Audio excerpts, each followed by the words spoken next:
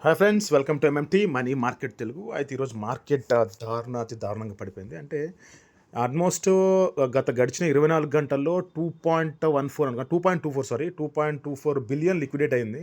So ఇంత selling pressure మొత్తం maximum అంతా 2.24 బిలియన్ అంటే నాట్ ఎ జోక్. అసలు ఇప్పటి వరకు హిస్టరీలో ఇలా జరగలేదు. అండ్ కరోనా కన్నా డిజాస్టర్స్ అంటున్నారు బయట మార్కెట్లో ఉన్న విశ్లేషకులందరూ.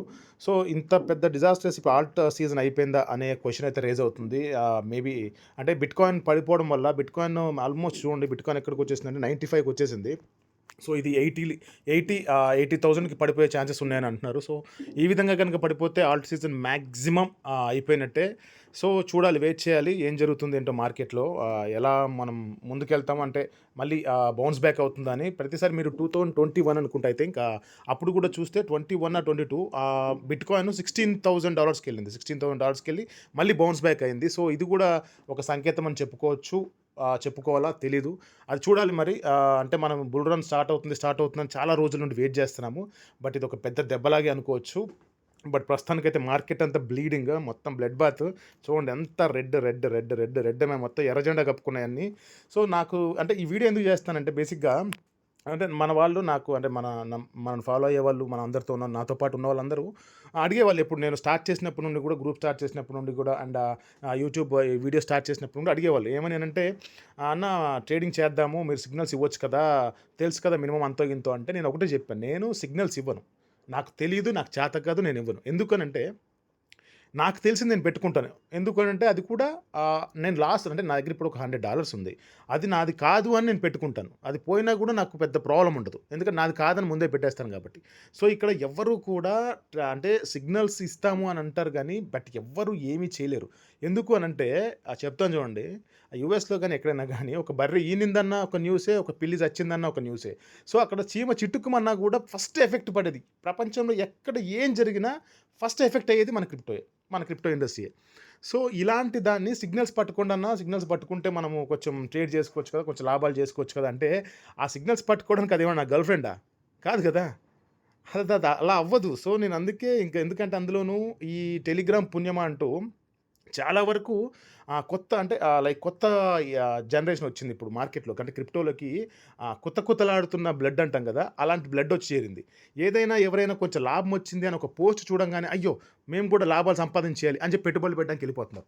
అంటే ఇప్పుడు మీరు అంటే మీ మనీ ఏం ఊరికే రాదు గదా, మీరు ఎంతో కష్టపడితే గాని ఆ మనీ వచ్చుంటది. దాన్ని తీసుకెళ్ళి పెట్టడం వల్ల ఇలా మార్కెట్ క్రాష్ అయిపోతే $100 ఉన్నది $10కి వచ్చేస్తే మీ పరిస్థితి ఏంటి?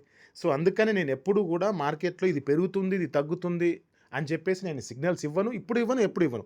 మేబీ ఇన్ ఫ్యూచర్‌లో ఏమైనా ఒక ఒక ఒక ఒక మనం ఒక కమ్యూనిటీని ఏర్పరచుకున్నది లైక్ అంటే ఓన్లీ పెట్టుబడుల కోసమే మేము ట్రేడ్ చేసుకుంటాము క్రిప్టోలో అన్న వాళ్ళ కోసం ఏమన్నా స్టార్ట్ చేస్తే స్టార్ట్ చేద్దాము. బట్ ఇప్పుడైతే ఆలోచన లేదు. ఇప్పుడు ఎవరికీ నేను చెప్పను. ఇది కొనమని చెప్పను, ఇది హోల్డ్ చేయమని చెప్పను. ఎందుకనంటే ఏదైనా ఎయిర్ డ్రాప్‌లో వచ్చినా కూడా నేనైతే 50-70% ఫస్ట్ సెల్ చేస్తాను నేను. అది మంచి ప్రాజెక్ట్ అయితే గనుక కొంత ఎక్కువ వరకు నేను హోల్డ్ చేసుకుంటాను. సో, నేను అందుకే ఎప్పుడు కూడా ఇది కొనండనో, ఇది అమ్మండనో నేను చెప్పను, చెప్పబోను కూడా.